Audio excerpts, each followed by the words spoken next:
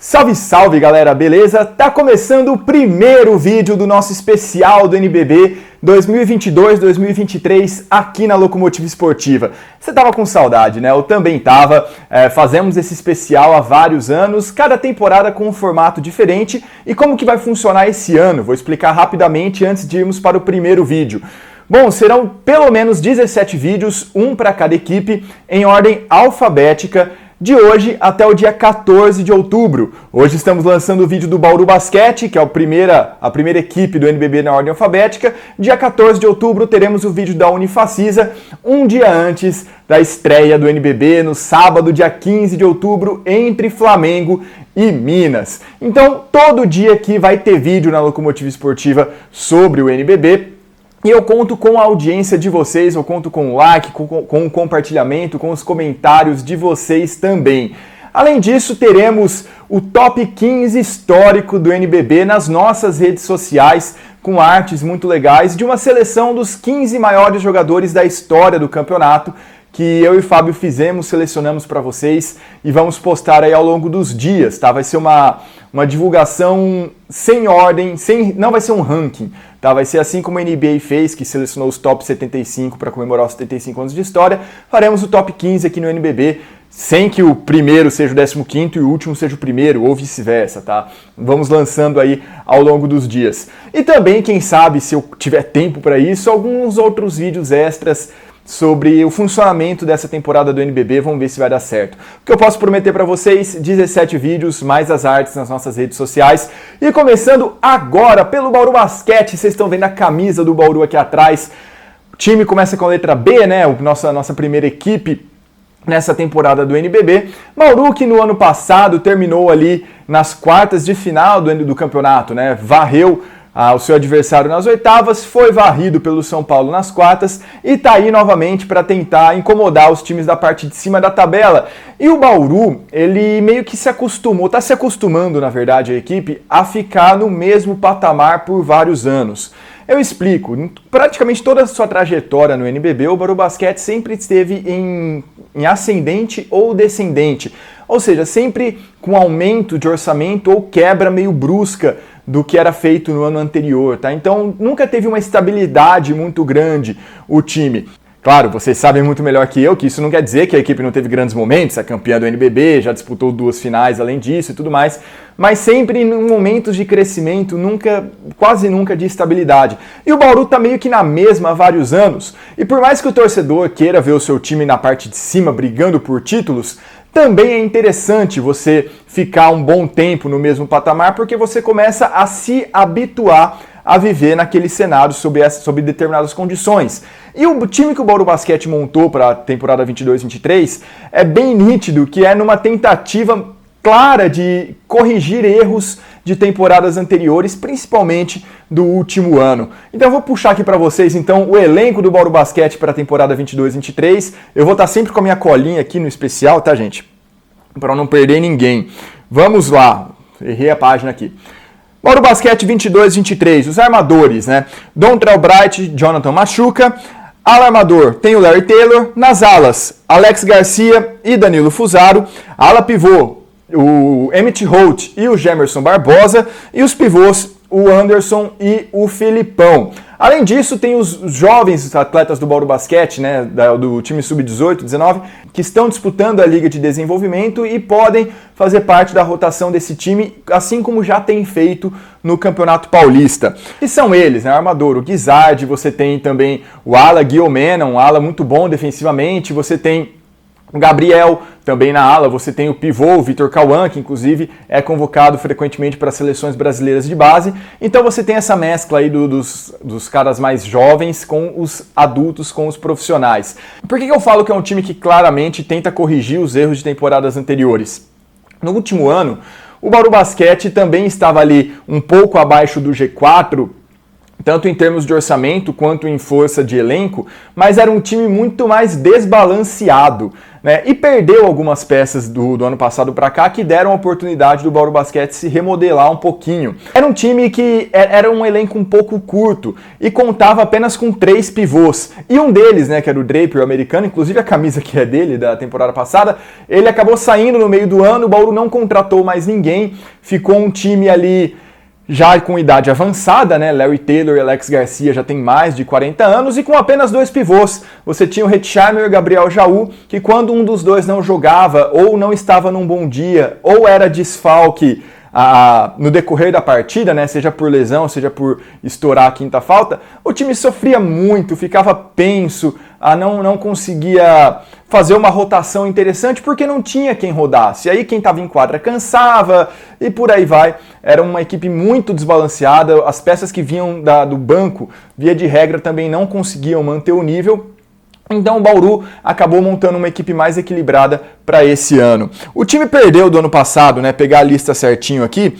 Perdeu o Hetzheimer e o Gabriel Jaú, perdeu o Vezaro e o Enzo Ruiz, os 2 alas ali que eram muito bons do perímetro. Os 2 deixaram o time, além dos jovens do Igor Araújo e do Danilo Penteado. Então o Bauru Basquete ele é um time que tem hoje 8 adultos, além do Filipão, o pivô, que tem 22 anos, e os moleques ali na faixa dos 18, tá? Ainda é um elenco curto, tá? Ainda é um elenco que se você tiver algum problema por lesão, se você tiver algum desfalque mais longo na temporada, o Bauru Basquete vai ter problemas, mas quando tá todo mundo jogando, é um time muito mais coeso, é um time muito mais equilibrado, que consegue rodar as peças e independente do quinteto que tiver em quadra, você pode esperar ali uma atuação decente, um bom time.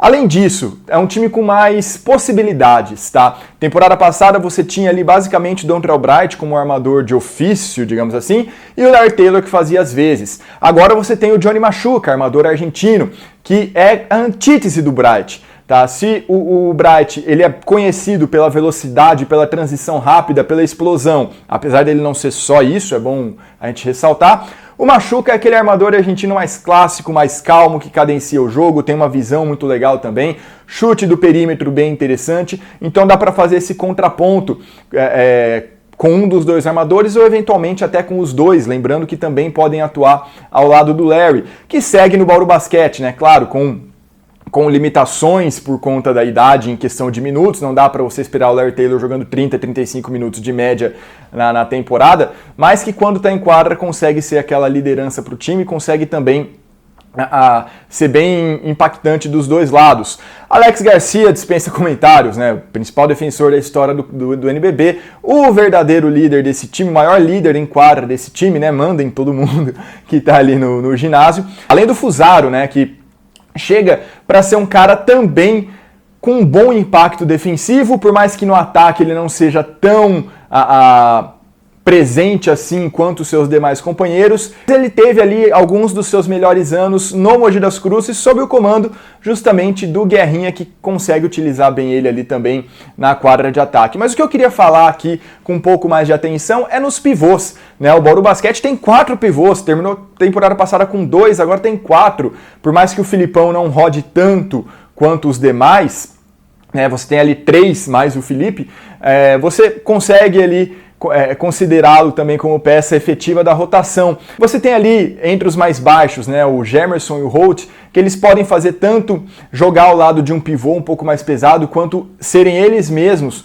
os caras mais altos do time, mas eles também são muito móveis, principalmente o Emmett Holt, o americano que chegou, estava no Uruguai, e por mais que não sejam aqueles caras que vão fazer 15, 20, 25 pontos por jogo, eles jogam muito bem para o time. Você pega as estatísticas deles no Campeonato Paulista, por exemplo, que o Bauru Basquete está conseguindo ter um bom desempenho, por mais que eu vou falar mais para frente disso, Paulista não é um grande parâmetro, mas você vê que eles contribuem muito para a equipe de maneiras, não apenas na pontuação, uma alta porcentagem de rebotes, assistências, bloqueios fora da bola também, aqueles bloqueios indiretos, como a gente chama. É um time que são 2 caras ali que conseguem dar uma dinâmica, uma cadência, uma liga para o time muito legal. E entre os mais pesados, você tem o Anderson e o Filipão, que também eventualmente podem até fazer uma graça ali no pick and pop, chutando de 3 pontos, mas são caras mais altos, que conseguem ter uma imposição física muito legal embaixo da cesta, mas não são paradões, não são aqueles caras fáceis de marcar, principalmente o Anderson. Ele tá com uma explosão física muito legal, ele passou por alguns problemas de lesão em temporadas anteriores. Se conseguir se manter inteiro o ano todo, 22-23 pelo Bauru Basquete, vai ser uma peça muito legal, inclusive um dos candidatos à maior evolução desse NBB. Escutem o que eu tô falando. No final das contas, o Bauru Basquete não muda tanto o seu patamar em relação a outras temporadas, tá? É uma equipe que vai ficar ali brigando para, quem sabe, pegar a última vaga do G4, fazer uma oitavas de final tranquila e depois nas quartas, quem sabe, aprontar alguma, mas entrando provavelmente não como favorito. É um time que ainda não consegue brigar de igual para igual numa série longa contra Flamengo, SESI Franca e Minas, principalmente, mas que pode sim enroscar em diversos jogos, principalmente se tiver ali o seu elenco inteiro à disposição. É uma equipe qualificada que segue mais um ano ali sob o comando do Guerrinha. A minha expectativa é que termine ali entre quarto e quinto lugar nessa temporada, que, diferente de anos anteriores, vai disputar a Liga Sul-Americana. O Bauru Basquete é um dos principais favoritos a conquistar o torneio sul-americano, que não ocorreu em anos anteriores, por desorganização, por pandemia, por N motivos, mas agora está de volta. Tá? Fazendo um paralelo com o futebol, é bem o que a Sul-Americana é para o futebol também. Tá? É uma liga para quem não vai para o torneio principal, que é a Basketball Champions League Américas, no caso do basquete. Tá, então, tá ali ao lado do São Paulo, da Unifacisa e de alguns times argentinos como um dos principais favoritos a levantar essa competição, que o Bauru já ganhou em 2014. Então pode mais uma vez faturar esse caneco, tem time para isso. Vamos ver se vai conseguir manejar bem a questão do elenco, porque, como eu disse, é um elenco curto e é um elenco que, embora mais jovem que no ano passado, ainda tem peças ali, principalmente o Larry Taylor e o Alex Garcia, com idade já um pouco mais avançada, ainda que eles sejam dois monstros fisicamente, mas numa sequência, numa maratona muito grande de jogos, o Bauru pode ter que manejar um pouco essa questão. E vamos lá, no momento que eu estou gravando esse vídeo, o Bauru Basquete está nas semifinais do Campeonato Paulista, tá? Vai enfrentar o Franca.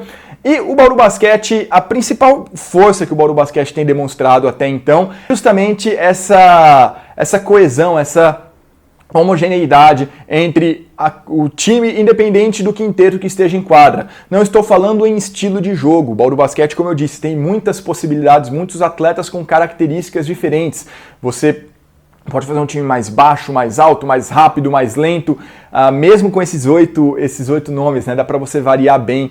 Foi um mérito da montagem da comissão técnica do Bauru para essa temporada. Mas em comparação com a temporada anterior, né, que o time só tinha dois pivôs, os dois alas eram, além do Alex, eram muito parecidos o estilo de jogo, né, o Vesário e o Enzo. Você não tinha outro armador ali para mudar um pouco o estilo do time ou até jogar ao lado do Bright. Então, esse Bauru Basquete é um time que tem muito mais possibilidades do que tinha em temporadas anteriores, apesar de ter mais ou menos o mesmo número de atletas. Então, é um time muito mais chato de se enfrentar, é um time muito mais encardido. Fez um Campeonato Paulista muito legal, mas o Campeonato Paulista tem ali um caráter bem de pré-temporada de uns anos para cá para as equipes do estado de São Paulo.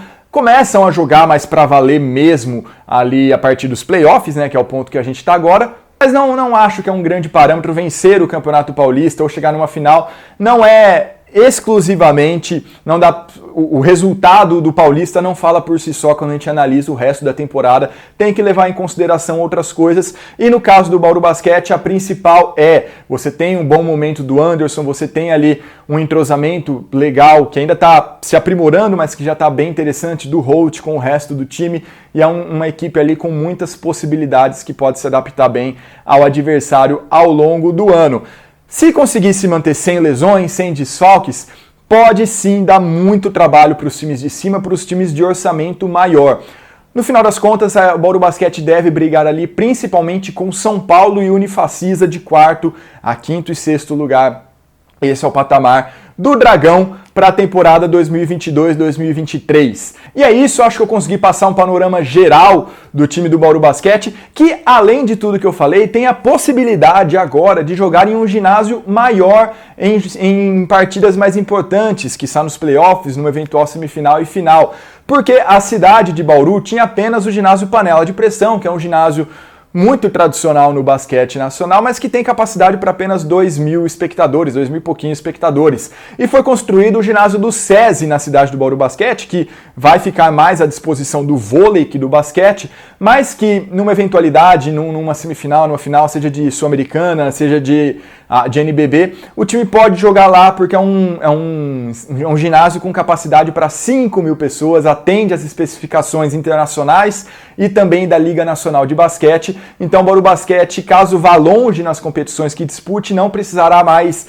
sair de Bauru, assim como fez em anos anteriores, quando jogou em Marília, quando jogou em Araraquara, na ocasião em que foi campeão do NBB. Agora pode ficar dentro da sua cidade, mais perto da sua torcida, de acesso muito mais fácil também. Vamos ver como vai se desenrolar também essa dinâmica dos ginásios na cidade de Bauru, por mais que a maior parte das vezes, com certeza, a equipe jogará na panela de pressão. Mas é isso, galera. Primeiro vídeo do nosso especial do NBB aqui vai chegando ao fim. Peço novamente seu like, seu compartilhamento, seu comentário aqui também, até onde você acha que o Bauru Basquete vai chegar nessa temporada. Vou deixar aqui também na descrição a nossa chave Pix, né? Caso você queira apoiar aqui a Locomotiva Esportiva, tem também a opção do Valeu aqui no YouTube. Qualquer ajuda que você der pra gente contribui para manter o projeto ativo, o projeto em pé por muito e muito tempo. Lembrando que a Locomotiva fez 8 anos no último agosto. Bom, galera, é isso então. Muito obrigado pela audiência. Amanhã tem vídeo do Brasília no especial do NBB aqui no canal da Locomotiva. Conto com vocês. A gente se vê. Falou!